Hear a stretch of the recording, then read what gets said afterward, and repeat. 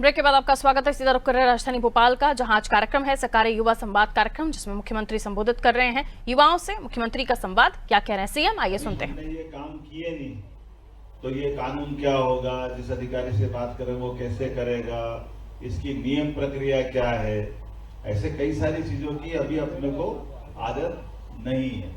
मेरा एक सुझाव है, आप जिस क्षेत्र में आना चाह रहे हैं उसका पहले किसी के पास अपना अनुभव लेके आओ। क्या काम करना चाह रहे थे हम?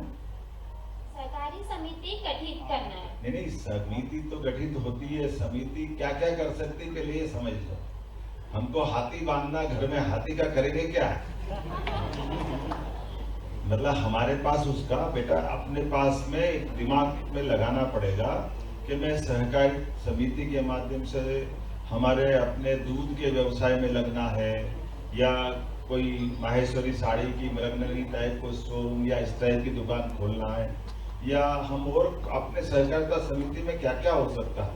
पहले इसका एक कोई औषधि निर्माण के, हाँ औषधि, बहुत अच्छी बात है, बहुत अच्छा, ताली बजा, बढ़िया दवाइयों के काम।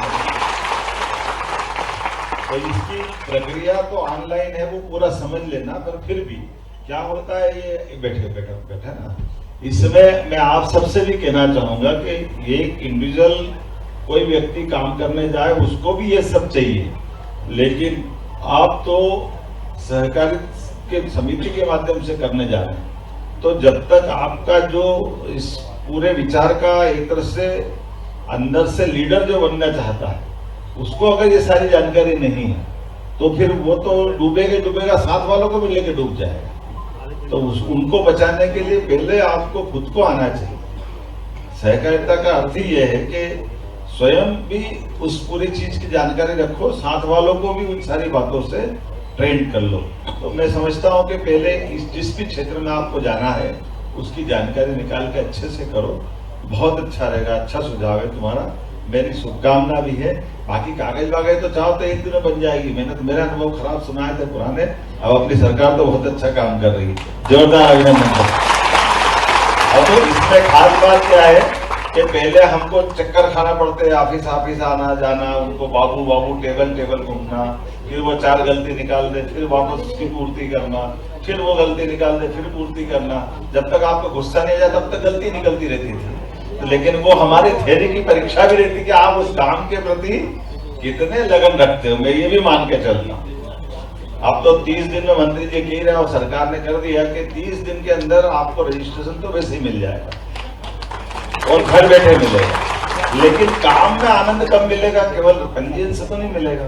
काम को हमको करते कराते आने की सारी, जब तक ट्रेनिंग नहीं ले लेंगे तब तक तो पूरा नहीं होगा। अब मैं जरा अपने विद्यार्थी वर्ग है तो मैं मेरे ढंग से ही पूछ लेता हूँ, थोड़ा ठीक रहेगा, है ना। हम में से अपने में सबके मन में प्रश्न होंगे, अच्छे प्रश्न होंगे, लेकिन मेरे प्रश्न आपके साथ में है। तो अपन कैसे बात शुरू करें? ऐसे कर ले जो मैं बोल रहा हूँ, कर सकते चालू? तो अपने बीच में से हमारे अपने घर की पृष्ठभूमि से हम आते हैं। कोई किसान परिवार से आता होगा, कोई व्यापारी परिवार से आता होगा, कोई शहरी जीवन वाला हो, कोई ग्रामीण जीवन वाला हो, अलग अलग होंगे ना अपने। तो 8-10 लोगों के साथ मिलकर के हमने काम करने का मन बनाया और वो 10 लोगों से हमने बात कर ली और फिर सहकारी समिति गठन करने आ रहे हैं। ऐसे कौन कौन है? हाथ खड़े करो जरा, बताओ भैया। अरे तुम बच्चे थोड़ी हो, तुम तो सरपंच हो, स्टूडेंट से खड़ा करो। तुमको तो सुनना है सरपंच साहब। उधर अच्छा है राधेश्याम, तुमको पहचानता हूं मैं, वो तो माइक पकड़ लेते। तुम्हारी पंचायत भी जानता हूँ, राजगढ़ जिले के रहने वाला ये भी जानता हूँ, तो चुनाव में लड़े ये भी जानता हूँ।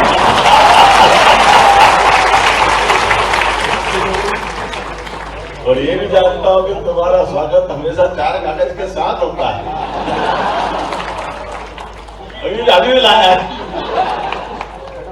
स्वागत भी करेगा और साथ में 4 कागज भी दे लगे। ये जागरूकता दी, ताली बजा सरपंच साहब के लिए। बहुत अच्छा। नमस्कार महोदय, मेरा नाम अमन चौबे है और मैं corporate institute of science and technology में इंजीनियरिंग का छात्र हूँ। जैसा कि आपका प्रश्न था कि हम सभी एक ऐसे पृष्ठभूमि से आते हैं जहां मतलब हम लोग एक रूरल बैकग्राउंड से आते हैं, और आपने कहा कि इनमें से 8-10 बच्चों का एक कम्युनिटी जो कि साथ में आगे बढ़ के कुछ करें, तो महोदय ये तो काम तब होगा यदि हमारे पाठ्यक्रम में, जो कि हमारी प्राथमिक शिक्षा और सेकेंडरी स्कूल 8 तक है, यदि हम उसमें सहकारिता जैसी विषयों का सम्मिलित अगर उसमें कर रहे हैं तो काफी कुछ जागरूकता हमारे छात्रों को होगी, और उसके बाद 8-10 क्या 20 की कम्युनिटी बनाकर भी एक नई पहल की शुरुआत की जा सकती है। आराम से ना देखो, अब आगे ना आप समझ में सबको, हमारे लिए ये जो एक आपने विषय निकाला, मैं उससे थोड़ा अलग हटके बताता हूँ, मेरे अपने जीवन से ही बताता हूँ। जैसे आपने कहा कि ये कोर्स का विषय बना दें तो हम कोर्स में पढ़ के आएंगे तो अपने आप बन जाएगी, ऐसे ही है ना ये जो आपने जवाब दिया, मैं गलत तो नहीं बोल रहा हूँ, सही है ना ये। अब ये सहकारिता के कोर्स की बात मुझे नहीं मालूम कब कोर्स बनेगा, लेकिन सहकारिता के कोर्स के साथ केवल आप ये बताओ, आप कितने साल के हो गए? 21 साल के, तो आप वोट देने लग गए? अभी तक सर वोटर आईडी तो वही नहीं, वोटर आईडी नहीं बनी सर। आप ये बताओ मेरे को, बैठो, आप बैठो, अब तुम्हारी थोड़ी सी मैं मजाक कर लूं थोड़ी सा, तो नहीं मानो? बिल्कुल सर, कोई नहीं। तुमने 3 चुनाव निकाल दिए भैया, कोई 18 साल के बाद ही वोट देना थे। आप मेरी बात माइक से तो थोड़ा भी अपन संवाद पे ही आनंद लेंगे ना। 18 साल के अंदर हमको अपना ये लोकतंत्र में वोटिंग राइट्स मिला है। आप थोड़ा सा इसको मैं अधिकारियों की क्लास लूंगा तुम्हारे प्रश्न के बाद। ये जो आपने बताया ना, ये 18 साल के बाद हमको अपना वोट देने का अधिकार होता, तो हम अपने राज्य के लिए सरकार के उनसे बनाना, केंद्र में सरकार मोदी जी की बनाना, या हमको अपने नगर पालिका, नगर परिषद, पंचायत, जो भी आपके यहाँ स्थानीय बॉडी होगी, उसमें आपकी पसंद का चयन का व्यक्ति भेजना था। ये यहाँ से आपके अंदर में वो भाव सहकारिता का ला रहा हूँ। सहकारिता का भाव लाना मतलब आपको लीडर बनाना है। लीडर बनाना मतलब सबको चुनाव लड़ना, ऐसा नहीं। सहकारिता की समिति का अध्यक्ष होना, इसका मतलब है कि हाँ, मैं अपने साथ 10 लोगों का भला भी कर सकता हूँ और सुचिता के साथ काम भी कर सकता हूँ। ये कॉन्फिडेंस लाना अपने आप में, ये जनतंत्र की तरफ भी ले आता है। सच्चे अर्थों में लोकतंत्र के लिए सहकारिता की भावना का एक विराट स्वरूप लोकतंत्र है, और सीमित स्वरूप उस सब्जेक्ट के साथ सहकारिता की समितियां हैं जिसके आधार पर उसका पंजीयन हो रहा है। मैं गलत तो नहीं बोल रहा भैया, बता देना आपके हिसाब से, क्योंकि सहकारिता समिति में जैसे आप अपनी कोई भी कमेटी या बैंक के आप अध्यक्ष हो जाते हो, तो उसके अंदर भी आप उसी सारे प्रकार के पावर रखते हुए काम करते हैं जो चुनाव और जनप्रतिनिधि रहता है। एक तरह से वो लोकल गवर्नमेंट की तरह काम करता है। गवर्नमेंट की स्टेट में तो स्टेट गवर्नमेंट की तरफ आपका ये सारे बड़े बड़े बैंक, अपेक्स बैंक वगैरह उसी काम करते हैं, जो एक तरह से प्रदेश सरकार की इस व्यवस्था को संचालित करते हैं। हर जिले में उनकी ब्रांच होगी, उनके नीचे तक के सारे अधिकारी होंगे, उनके फाइनेंशियली सारे सिस्टम होंगे। तो अपने लिए, आप सबके जानकारी के लिए, अब ये भैया को मैंने बताने का प्रयास किया है कि हम में से हर एक कोई भी डिग्री लेके आए, और बड़ी बात तो ये भी है, आप बोलोगे तो फिर सहकारिता में जो 5वीं के बाद स्कूल छूट गया होगा, 8वीं के बाद छूट गया, अब कोर्स की बात करोगे तो वो तो रास्ते में रह जाएंगे, तो सहकारिता का तो आंदोलन आधा हो जाएगा, आधे से भी कम हो जाएगा। क्योंकि ये सहकारिता के अंदर तो आप पढ़े लिखे हो तो, कोई कारण से अल्प पढ़े हो तो, किसी भी डिग्री को लिया हो तो, आपने IIT किया तब भी, और आपने 8वीं पास हुए तब भी, सहकारिता में सबका स्वागत है। तो सहकारिता से सबको लेके चलती, इसमें ये पूरी छूट है कि आप किसी क्षेत्र में से भी आते हो। लेकिन एक अच्छी बात ये है कि जैसे आप गांव से आते हो, मान लो, तो गांव में मेरे यहाँ फूलों की खेती होती है, मैं मेरे से चालू करता हूँ। तो फूलों की खेती में मेरे को फूल की जो कीमत मिलती है, मान लो लोकल मंडी में अकेले जाता हूँ तो उतनी कीमत नहीं मिल पाती है, तो हमने मान लो सहकारिता समिति बना ली। अब समिति बनाने के बाद उस फूलों को इस मार्केट में पहुंचा, या वहां से गाड़ी में कहीं ट्रांसपोर्ट के माध्यम से कहीं दूर पहुंचा दे तो अच्छा भाव मिल जाए।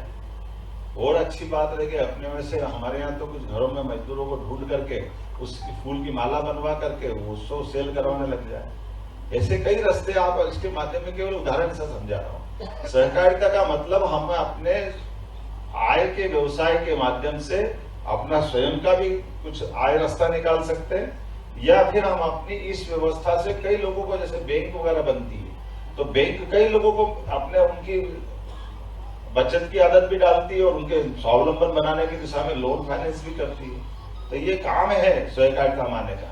तो जो ये परिभाषा जानता तो वो सहकारिता में आएगा, इसका अर्थ ये भी है। लेकिन सहकारिता की सीमा बहुत बड़ी है। सहकारिता में क्या क्या कर सकते हैं, पहले भैया एक जना बताओ, अपने से कौन बताएगा अपने अधिकारी में से क्या क्या कर सकते हैं? नवाचार जिसने किया नहीं सर मैं निवेदन करता हूँ सर, जो नवाचार क्यों बताओ, नवाचार जो आपने नवाचार किए पहले कल्पना आ जाएगी ना। गलत तो नहीं कह रहा मैं, बात मैं बताऊं ऐसे क्या नहीं चलना चाहिए ना ये बात। जरा जोर से बोलो तो मालूम पड़ेगा। ये बिल्कुल हाजिरी लगा दी तुमने। सहकारिता विभाग में एक अलग से नवाचार सेल गठित है जिसमें कुछ विशेषज्ञ और अधिकारी पूरे राज्य स्तर पे कांटेक्ट करके, संपर्क करके नए किस्म की सहकारी समितियों को प्रवर्तित करने का कार्य करती है। जिसमें जो सबसे महत्वपूर्ण है, मैं वहीं से शुरू करूंगा कि हम लोगों ने एक CPPP का कॉन्सेप्ट दिया है, कोऑपरेटिव पब्लिक पार्टनरशिप का। और ये देश में पहली बार हुआ है कि मध्य प्रदेश की सहकारिता ने ग्लोबल इन्वेस्टर समिट में भाग भी लिया और लगभग 2000 करोड़ के इन्वेस्टमेंट के प्रस्ताव भी प्राप्त किए। तो इसको हम लोग और डेवलप कर रहे हैं। आगे बढ़ाते हुए इस काम को हम एक निवेश विंग भी आयुक्त कार्यालय में स्थापित किए हैं, जहां जो भी इच्छुक संस्थाएं होंगी या निवेशक होंगे हम उनको पूरी सहायता उपलब्ध कराएंगे। दूसरा है कि हम लोगों ने कुछ पर्यटन की बहुत ही इनोवेटिव सोसाइटीज बनाई हैं जहां लड़कियां सफारी कराती हैं। कोई मेरे ख्याल से कोई यहाँ मौजूद है? ओके, हम आए हैं लेकिन दिख नहीं रहे हैं मुझे। खड़े हो जाओ, आ जाओ।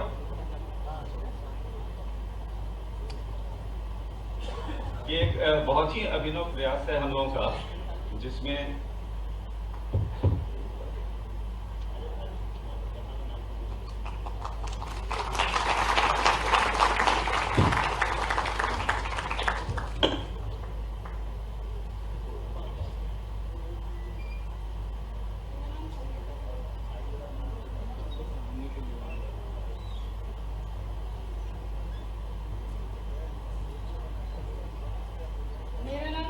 सोलंकी है।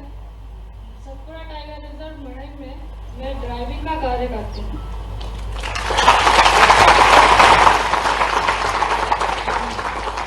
ज्वेलरी का कैसे करती हो बेटा, बताओ जरा। ज्वेलरी का काम कैसे करती हो? ड्राइविंग का काम। तो ड्राइविंग गाड़ी वाड़ी चलाती हो? जी सर। गाड़ी कहाँ से आई? वो फॉरेस्ट की है सर। फॉरेस्ट की? जी। फॉरेस्ट ने आपको दी और आपकी कमेटी का? सोसाइटी की है। वर्कर सोसाइटी की है। वर्कर सोसाइटी की? जी। वर्कर सोसाइटी कोऑपरेटिव की? जी। बहुत अच्छा, ताली बजा दो कि ये बात ध्यान में आ गई। हमारे यहाँ आमतौर पे ये जो होटल वाले या टूरिज्म के लोग ये गाड़ी चलाते थे, लेकिन सहकारिता समिति के माध्यम से इनको गाड़ी लेना है तो इनने वर्कर कमेटी बना ली और गाड़ी ली। गाड़ी लेकर के ये आराम से फॉरेस्ट में अपने बुकिंग करके लोगों को घुमाने का काम करते हैं। क्या कितनी आमदनी हो जाती बेटा? 14,000 सैलरी है। 14,000 सैलरी। देखो आप जोरदार अभिनंदन करो। कितनी बच्चियां हैं? कितनी बेटियां हैं? 2 हैं सर। 2 हैं। आप दोनों? जी। और वर्कर कमेटी में कितने लोग हैं? समिति में 10 लोग तो होंगे, 10-20 50 लोग। जरा ताली बजा दो। कोई बात नहीं, बहुत अच्छा बजा, ताली बजाओ। कौन सी क्लास की पढ़ाई की है आपने? मेरा BA कंप्लीट है। BA कंप्लीट है। और बेटी का? मेरा MA कंप्लीट है। तो बताओ, तुम रोज शेर से आंख मिलाती हो? जी सर। वो तो जंगल में तो यही टाइगर है। क्या क्या जानवर है वहाँ पे? टाइगर है, लेपर्ड है, भालू है। डरते नहीं हो? नहीं। गजब। देखो आप, जोरदार ताली बजाइए। ये है मध्य प्रदेश की हमारी बेटियां टाइगर रिजर्व में भी, क्योंकि ये आपकी जानकारी की आप में से कौन कौन ओपन ऐसे टाइगर के रिजर्व में गया देखने, हाथ खड़े करो। जो गए केवल दिन ने देखा, मैं पूछूंगा, ध्यान रखना।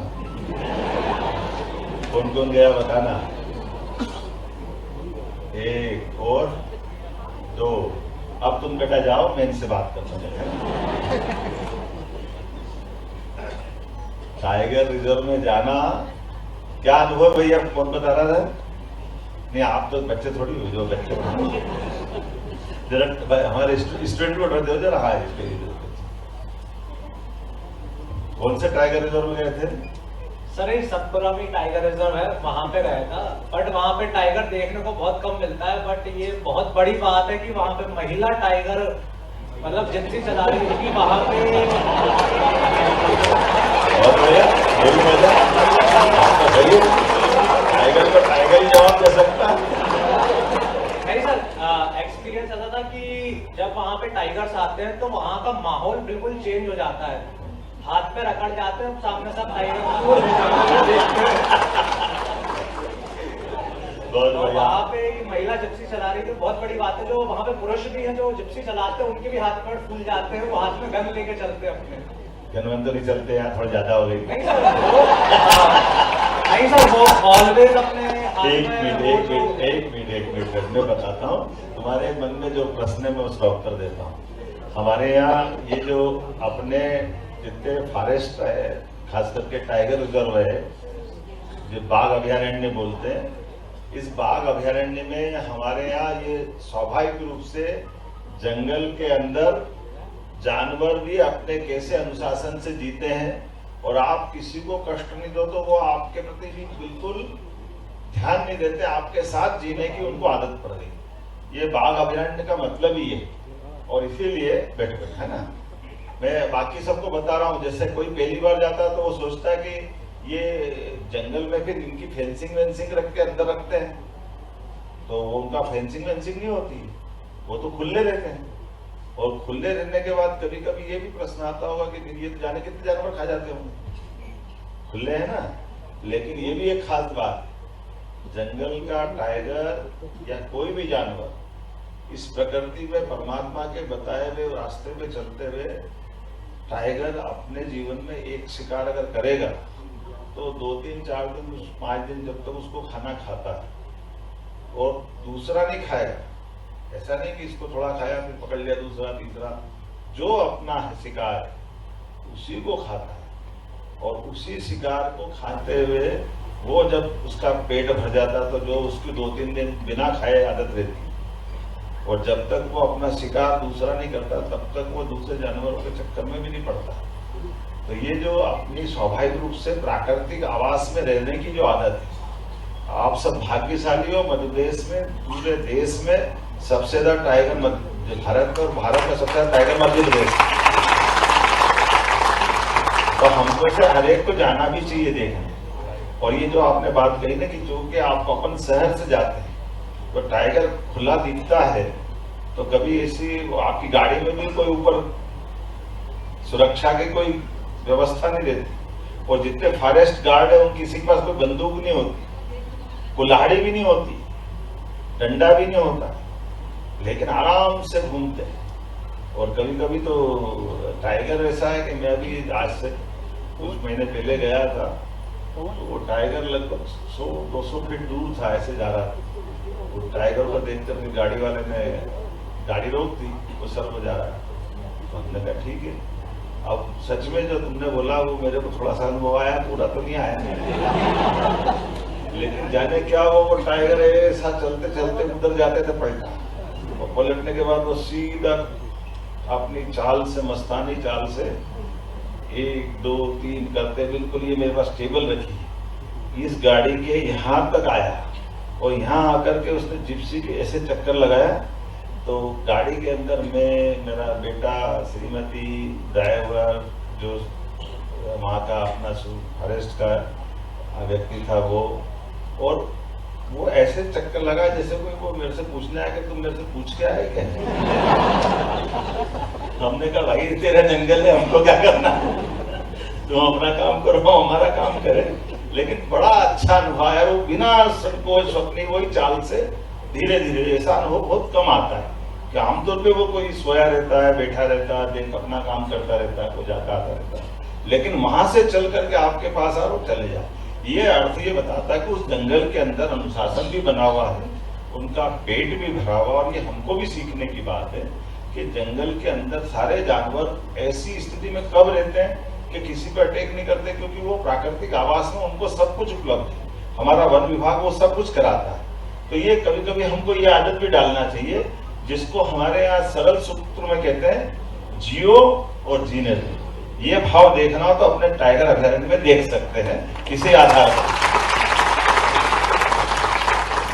तो ये हमारी बेटियों ने आपने लिए सही कहा कि बेटियां गाड़ी चला रही है और बिना संकोच चला रही है, कोई घटना नहीं होती, क्योंकि वहां कोई ऐसा होना नहीं। इस स्वाभाविक आवास में केवल टाइगर नहीं, वहां सभी प्रकार के हिंसक जानवर, लेकिन सब एक दूसरे के साथ जीने की सबको आदत, कोई किसी से परेशान नहीं। तो अब सहकारिता में आ जाए, वापस आ जाए। हाँ बताओ बेटा क्या कहना चाह रही? मैं पूछूं कि थोड़ा सा तुमसे, तुम क्या कर रही हो? अच्छा आप वकील है क्या? सर अभी बनने वाली हूँ 4 साल बाद। मेरा नाम वैष्णवी लखंडे है और मैं कैरियर कॉलेज ऑफ लॉ से आई हूँ। बराबर। तो सर क्वेश्चन तो आपने सबने आपसे पूछे, पर मैं 4 लाइन सुनाना चाहती हूँ। सुनाऊं? तो कविता देखना, कवियों के हाथ में माइक जाए तो बड़ी मुश्किल जाती है। नहीं सर, सहकारिता दिवस के ऊपर ही है। जरूर जरूर सुनाओ। एकता की डोर, सहकारिता का मान, साथ चले बने सबका सम्मान, मिलकर करे काम हर सपना साकार, जीवन में आए सुख समृद्धि की बहार, भेदभाव भुलाकर हाथों में ले हाथ, हर मुश्किल में दे एक दूजे का साथ, हर घर में हो खुशियों का वास, सहकारिता से मिटे गरीबी का उपहास, गरीबी का उपहास। जोरदार ताली। Thank you so much. ये आपने खुद ने बनाई? नहीं सर, ये एक्चुअली चैट जीपीटी ने बनाया। ये बहुत अच्छा, बेटे की ईमानदारी के लिए वो ताली बजाया। सर एक्चुअली क्या है कि लोग कहते हैं कि वकील झूठ बोलते, पर मैंने ईमानदारी का साथ दिया। वाह जोरदार। अच्छा ये बताओ, अभी वकालत वाले एक आध दो प्रश्न पूछ लूं आपसे? सर मैं नहीं बता पाई तो बेइज्जती हो जाएगी। सर मैं आपसे 5 साल बाद मिलूंगी, प्रॉपर एडवोकेट बनूंगी जब। अरे मैं तुमको थोड़ा सा ऐसा हतोत्साहित नहीं करूंगा। अपन तो वैसे ही संवाद कर रहे हैं। आपके माध्यम से तुमने कभी अपने घर के अंदर सास बहू को बात करते देखा क्या? हाँ सर देखा है। कैसे देखा है? गुस्से में? नहीं सर, गुस्से में नहीं, नॉर्मल बात होती है मम्मी और दादी की। अरे वो तो बहुत प्रेम वाली बात है। थोड़ी गुस्से वाली बात बताता हूँ। उसमें क्या होता है, हमारे यहाँ की पद्धति थी कि सास बहू तो बहाना है, मैं ऐसे सबके लिए नहीं कहता हूँ कि उसके सास को बहू को सुनाना है, बहू को सास को सुनाना, तो बच्चे को बात करके जोर जोर से डांट कर बात करती है, सुनाती किसको है? सास को। आता कि नहीं आता? अपनी बात पहुंचाना उसको, और घर का अनुशासन भी बनाए रखना और सिस्टम भी चलाना, तो परिवार नहीं बिगड़ता, परिवार की आत्मीयता बनी रहती है। लेकिन बच्चे की बहाने से बाकी बात पहुंच जाती है, तो मैं तुम्हारे बहाने से बाकी तक बात पहुंचा रहा हूं हमारी बेटी के माध्यम। कि अपने यहाँ 3 नए कानून बने और 3 नए कानूनों में जिसके कारण से पूरा अपना ये न्यायालयी सिस्टम बदल गया। न्यायालयी सिस्टम अभी तक पुरानी सिस्टम में कैसे आदत थी, धारा 302, कौन कौन को मालूम क्या होता धारा 302 में? अब जरा आप बेटा आप बताओ, आप वकील हो क्या है? हाँ मेरी भी पढ़ाई वही चल रही है। और जो वकील नहीं है वो बताओ धारा 302 में कौन बताता है? आप में से भी कोई बता देगा जो वकील नहीं है। पिक्चर भी आई थी धारा 302, 307, सर मेरा नाम अमन चौहान है, मैं ग्राम जैत से बिलोंग करता हूँ, बुद्धि क्षेत्र से। सर 302 मतलब हाफ मिनट का कैसे लगता है? Half minute. तुम वकील हो? No sir. ये देखो अब इसका मन, वो तो अपने मुझे बता दिया ना, मान लो क्या, अरे हत्या वाली धारा है ना, कोई को भी मालूम है, जनरल बात है। तो ये इतना अंग्रेजों ने ये बनाई हुई आईपीसी की भाव को नीचे तक पहुंचा दिया कि भाई वकील हो तो ठीक, नहीं है तो ठीक, सबको मालूम पड़ गया। लेकिन इसको अब भारतीय दंड संहिता में बदल दिया, इसको बदल दिया। और उसके बदलने का एक अपने आपको ध्यान में हो, न्यायालय का मोनो क्या था पहले, है ना, देखो ये बता रहा, और हाथ में तराजू। अब ये बताओ कोई कैसे सोच सकता है कि जिसके आंख में पट्टी बंधी है वो तराजू में सही तोल रहे गलत तोल रहे, कैसे दिखेगा अभी? ये सिस्टम में इसका अर्थ क्या हो गया? बुरा मत मानना, ये मूल रूप से भारतीय दर्शन के विरुद्ध था। भारतीय दर्शन क्या है? न्याय करना तो आंख तो खोलना पड़ेगी ना। अब न्यायाधीश के पास जा रहे हैं, लेकिन न्यायाधीश से क्या पूरी आंख में पट्टी बंधी, ये इसको ये जो बोल रहा, दोनों से जो बोल रहा उसमें से जो ठीक लगे कर दो, तो फिर न्याय थोड़ी हुआ, उसकी तो आत्मा मर गई। गलत तो नहीं कह रहा हूं। हमारे यहाँ तो ये जुम्मन मियाँ वाला पंच परमेश्वर की कहानी प्रेमचंद के जमाने से सुनते आए, और अपने यहाँ ऐसे कई अनुभव है। आपको मालूम हरिश्चंद्र की कहानी? राजा हरिश्चंद्र ने अपने लिए उनके जीवन का ऐसा माना है सत्यवादी हरिश्चंद्र, उनकी क्या कहानी कौन बताएगा? आप बता दे रहा, बहन जी बताएंगे। सत्य की राह पे चलते हुए अपनी पत्नी को, अपने बेटे को दांव पर लगा दिया था। अपनी पत्नी एक जगह उनकी नौकरानी बनी थी और उनका बेटा वो एक धोबी के घर पे काम करते थे। वो जो फांसी देते थे उनके यहाँ पर काम करते थे, और जहाँ अंतिम संस्कार होता है, तो जब उनका बेटे की मृत्यु हो गई तो उनको उसका वो लेना था, जो अंतिम संस्कार करने का शुल्क लेना था। तो वो उनका खुद का बेटा था, तब भी उन्होंने उस नियम का पालन किया और उसका शुल्क के लिए उन्होंने अपनी पत्नी पर दबाव डाला कि नहीं, मैं इस नियम का उल्लंघन नहीं कर सकता। बहुत अच्छा, लेकिन मैं आपने पूरी बताओगे क्या ये टैक्स का क्या हुआ? चलो मैं बता दूं। ऐसा है कि हमारे यहाँ इतनी शुद्धता के साथ सनातन संस्कृति की धारा नीचे मौजूद है। राजा हरिश्चंद्र इतने सत्यवादी थे, इतने सत्यवादी थे, ऐसा कहते हैं कि उनके उसकी परीक्षा लेने के लिए देवता स्वयं पृथ्वी पे आए।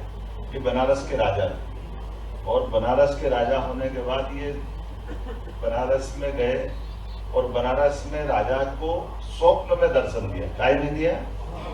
अभी असली तो है ही नहीं। और स्वप्न में उनके दरवाजे पे संत गए भिक्षा मांग, और भिक्षा में उन्होंने कहा महाराज, तुमने कहा आपको क्या चाहिए? उन्होंने कहा आपका राज्य दे दो। क्या बोला? तो उनने सपने में अपना राज्य दान कर दिया। वो ऐसे दानशील भी थे और सत्यवादी भी थे। अब दान हो गया, संयोग से वो महाराज चले गए, नींद खुल गई, और नींद जैसे ही खुली तो दरवाजे पे टक टक की आवाज आई। तो टक टक की आवाज आई तो वही संत जो सपने में थे वो सामने दिख रहे। उन्होंने कहा कि भाई महाराज प्रणाम। बोले हरिश्चंद्र आपको याद है? हाँ याद है। बोले तुमने सपने में क्या किया? बोले मेरा राज्य दान कर दिया। उन्होंने कहा तुमने राज्य दान तो कर दिया? बोले हाँ। तो राज्य दान कर दिया तो तुमने दान पूरा नहीं करा? बोले पूरा कैसे नहीं करा? बोले पूरा ऐसे नहीं करा कि दान का हमारे यहाँ केवल दान अकेला नहीं रहता है, दान के साथ दक्षिणा जुड़ती है। दान तो जैसे अपने घर पे सत्यनारायण की कथा करो, पंडित जी को बोलो कि तुम हमारे यहाँ कथा करना, तो वो कहेंगे आप क्या दोगे? अपन के 51 रुपए देंगे, 101 देंगे, वो डिसाइड कर ले तो हमारा दान हो गया। और कथा करते टाइम जो अपन चढ़ाओ वो दक्षिणा हो गई। तो दान और दक्षिणा में भी फर्क है, ये आपको इसके माध्यम से समझा रहे हैं, ध्यान देना। तो वो आपने कहा कि मेरे को दान तो मिल गया, दक्षिणा तो तुमने दी नहीं। तो हमने कहा दक्षिणा मैं एक काम करता हूँ, बुलाता हूँ महामंत्री को, तो आप कितनी चाहिए आपको? बोले एक मिनट, आपने तो पूरा राज्य दान कर दिया, अब आपके पास क्या बचा है? तो काय का कोषाध्यक्ष ने, काय का महामंत्री, वो कुछ नहीं है, आपको खुद को देना। राजा हरिश्चंद्र अरे बोले आप बताओ क्या करना है। बोले मुझे नहीं मालूम, मुझे दक्षिणा आपने जिस स्तर का राज्य दान किया दक्षिणा भी उस स्तर की चाहिए, अब आप कहाँ से दोगे आप बताओ। तो ऐसा कहते हैं कि उस कहानी का मर्म ये है जो बहन ने बताया कि वो अपने आप को उस समय मानव लोग की नीलामी होती थी, तो जहाँ नीलामी हो रही वहाँ राजा अपने बेटे एकमात्र बेटा वो और पत्नी तीनों जाकर के मंडी में अपनी नीलामी कराते हैं।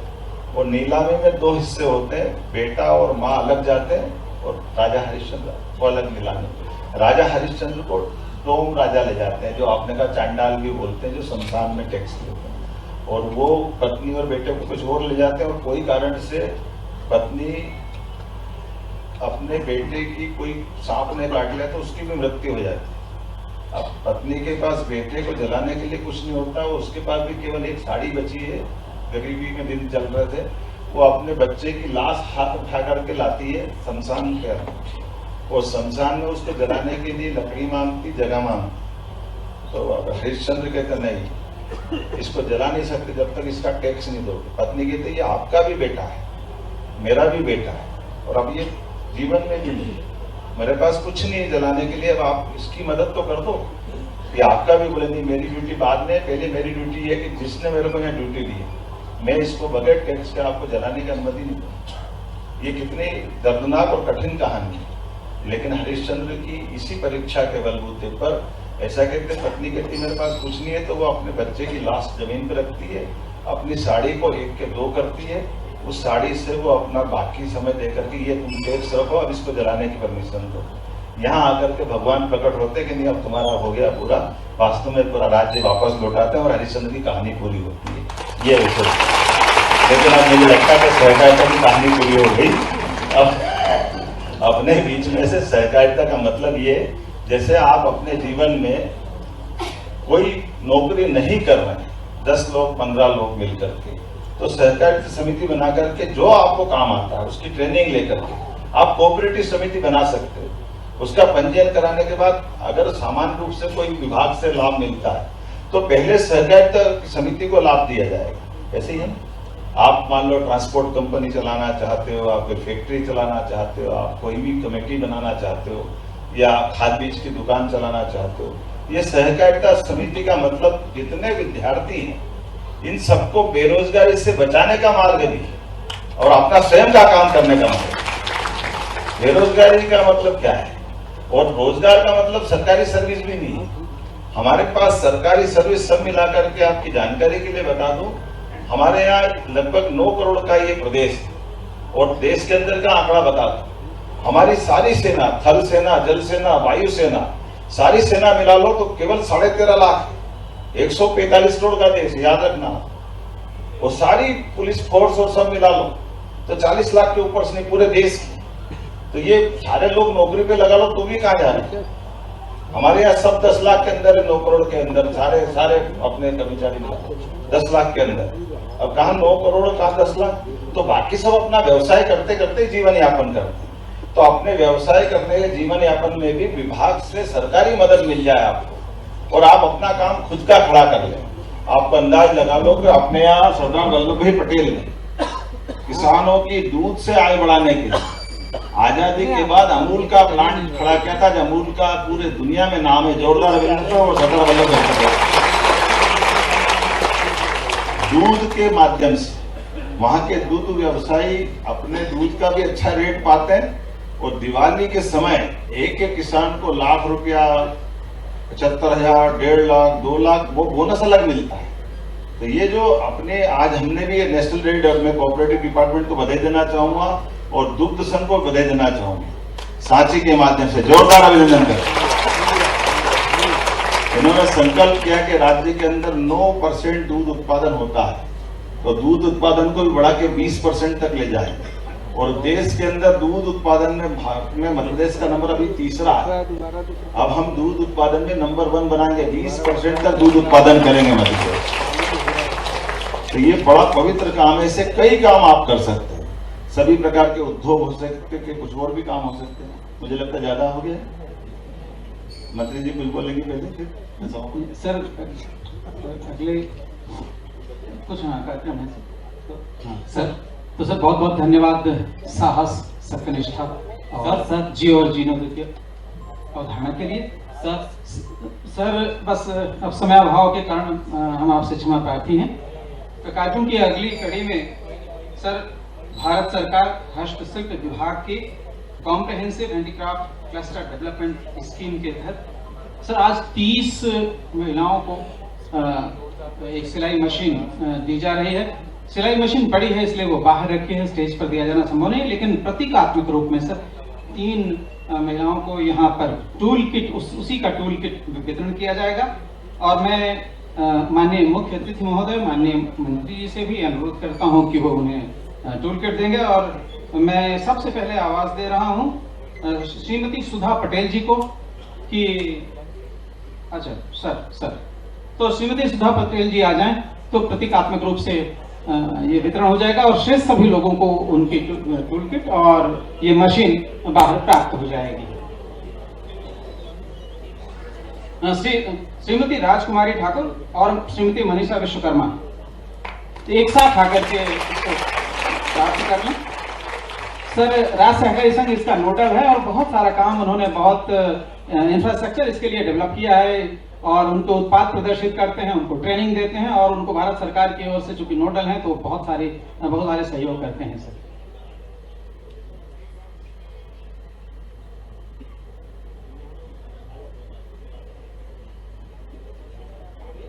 माननीय मुख्यमंत्री जी और माननीय सहकारिता मंत्री जी के द्वारा टूल किट का वितरण करते हुए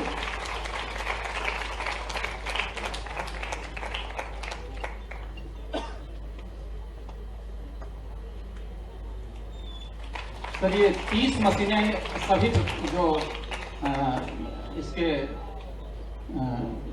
अभ्यर्थियों को सबको मिल जाएगा बाहर।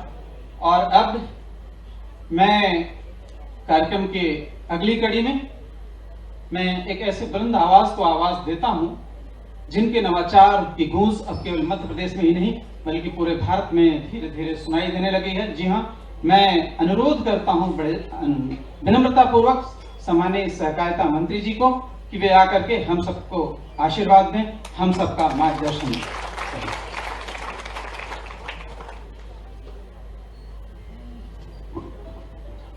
बोलिए भारत माता की, भारत माता की, भारत माता की। आज के इस कार्यक्रम में हमारे बीच में उपस्थित हम सबके यशस्वी मुख्यमंत्री परम आदरणीय डॉक्टर मोहन यादव जी, हमारे तो ये आंख पे पट्टी बांध के नहीं हो सकता। वैसे कई हजारों उदाहरण भरे पड़े हैं हमारे यहाँ और सहकारिता की भावना के साथ मैंने एक चीज जोड़ी, लोकतंत्र की बात कही सच्चे अर्थों में।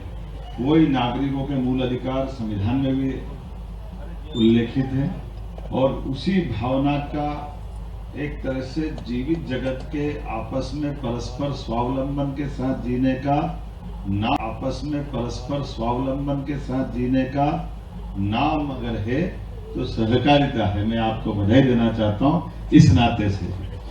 और युवा विद्यार्थियों के लिए इतनी बड़ी संख्या में आप सब भी आए, लेकिन मुझे लगा कि अगली बार थोड़ा सा और अच्छे से आएंगे। आज कुछ के प्रश्न रह गए थे, मैं मान के चलता हूं कि सारे प्रश्नों के साथ एक आध बार अभी और बैठेंगे जिसमें सहकारिता की भावना के आधार पर आप भी तैयारी करके आओ, हमारे लिए यह ज्यादा अच्छा रहेगा। क्योंकि ये सही है कि हम अपने कॉलेज के सिलेबस में क्या क्या डाल दें, इतने प्रकार के विषय हैं और नूतन नए आते जाते हैं, इसलिए सब कुछ नहीं पढ़ने की तो वो 4 किताबें पर्याप्त, लेकिन उसके बाद वो कोर्स के बाद सच्चे अर्थों में पढ़ाई तो हमारी इस जीवन के साथ शुरू होती है जब कॉलेज की शिक्षा पूरी होती है और अपनी सांसारिक जीवन की शिक्षा चालू होती है। और हमारे लिए सौभाग्य की बात है आज मध्य प्रदेश के अंदर जिस प्रकार से हमारी सरकार सभी क्षेत्रों में काम कर रही है, आप मान के चलिएगा कई सारे लोग, अभी मैं बुरा मत मानना, थोड़े दिन पहले हम सूरत गए, हमारी सरकार बनी जब से हमने एक काम का संकल्प लिया, वो जरूर मैं बताना चाहूंगा। यहाँ हमारे प्रदेश के अंदर सभी प्रकार की प्राकृतिक संपदा है, खनिज भंडार सभी प्रकार के, सभी प्रकार की हमारी खेती की भी अपने यहाँ प्रदेश में आदतें हैं। परमात्मा की दया से नदियों का मायका है मध्य प्रदेश। सभी प्रकार से सीजन के साथ और बाकी भी क्षमता योग्यता के लोग भी मध्य प्रदेश वाले हैं, लेकिन आधुनिक समय के साथ औद्योगिकरण की जो आवश्यकता थी, हमने उस दिशा में कदम बढ़ाया और ये पड़ोस का गुजरात माननीय मोदी जी के नेतृत्व में कहां से कहां चला गया। तो मैं आपको बताना चाहूंगा कि लगभग 1.5 साल में मेरे द्वारा प्रयास करने से हमारे सारे मंत्रिमंडल और अधिकारियों के साथ औद्योगिकरण के लिए हम लगातार काम कर रहे हैं। आप अंदाज लगाओ कि भाई हमको मालूम है कि 5 रुपए का किलो आलू मिलता है, लेकिन केवल उसका प्रसंस्करण इकाई के पास जाने के बाद वो 50 रुपए से ऊपर की चिप्स बेचता है। तो आलू का मुनाफा उसके साथ जुड़ा हुआ है, केवल उसको दिशा देने की जरूरत है। ठीक है, आपने सामने सभी तो चीजें उपलब्ध है, तो हमारी चीजों को हम और बेहतर तरीके से ले जाएं। तो औद्योगिकरण के साथ साथ इस देश के अंदर मध्य प्रदेश का युवा सभी प्रकार के साधन संपन्न होकर मध्य प्रदेश को भी संपन्न बनाए, इस संकल्प के साथ हमारी सरकार काम कर रही है। बदलते दौर में सारी व्यवस्थाओं के बलबूते पर हर एक व्यक्ति अपने सपनों को पंख लगा करके आगे ले जाए, इसीलिए ये अपने सारे खुले संवाद भी कर रहे हैं, चर्चा भी कर रहे हैं, प्रोत्साहित भी कर रहे हैं। और ये काले जीवन से बुलाकर आपसे संवाद करने के बाद हो सकता है आज हम बोल रहे हैं, मंत्री बोल रहे हैं, मुख्यमंत्री बोल रहे हैं, आपको भी मौका मिलने वाला, आप इस प्रदेश को आगे ले जाना या अवसर देने के लिए आपके बीच में बात करें। यशस्वी प्रधानमंत्री के नेतृत्व में सभी प्रकार के इस प्रदेश के साथ देश के जो दरवाजे दुनिया ने देखे कि हाँ ये भारत बदलते दौर का भारत, और आज हम जब ये सरकार का टेन्यूर पूरा होगा माननीय मोदी जी का, तो ये बनते बनते हम लगभग दुनिया की तीसरी आर्थिक रूप से सबसे बड़ी ताकत बनेंगे हिंदुस्तान के लिए।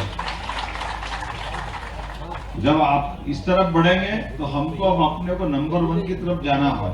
25 साल बाद जब 2047 का समय आएगा, जब हिंदुस्तान अपने 100वें वर्ष में आएगा, तो ये जो हम नींव रख रहे हैं, हम सब माननीय मोदी जी के नेतृत्व में उम्मीद कर रहे हैं कि दुनिया का नंबर 1 देश बनकर के अपनी दर्शन से दुनिया के लिए मानवता स्थापित करके दिखाएगा, आर्थिक रूप से भी संपन्न बनेगा और सच्चे अर्थों में मानवता की स्थापना करेगा। और मानवता की स्थापना का मूल मंत्र हमारे यहाँ तो सहकारिता की भावना कितनी सरल है।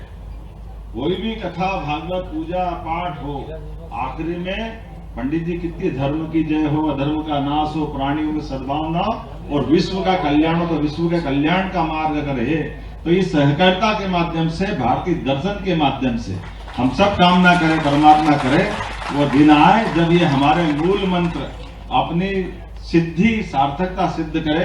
मेरी अपनी ओर से बधाई, बहुत बहुत धन्यवाद। बहुत बहुत धन्यवाद सर आपके संदेशों के लिए। विकसित भारत, विकसित मध्य प्रदेश।